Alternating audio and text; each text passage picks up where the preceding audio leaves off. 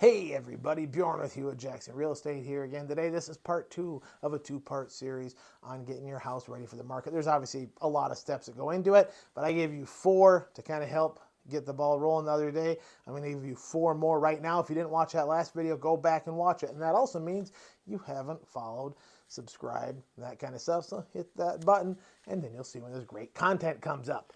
Furniture. Rearrange it. Create a spacious and functional layout.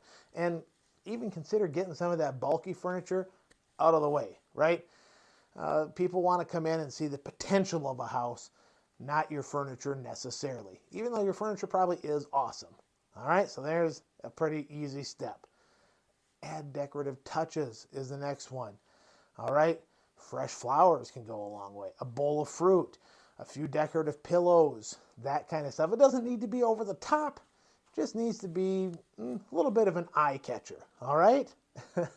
And the last tip, enhance the curb appeal. All right?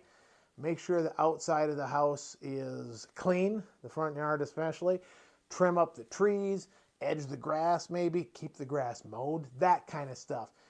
You don't want someone pulling up to the house and not even getting out of the car and saying, yeah, we're going to keep moving on.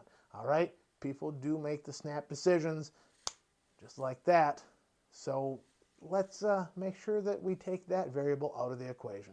There you go. Some home staging tips. I would love to talk to you in person and give you more advice on getting your house ready for the market. There is a lot of legwork that goes into it, but I got a list of vendors that can help make any and all of these steps oh so much easier. We'll see you next time.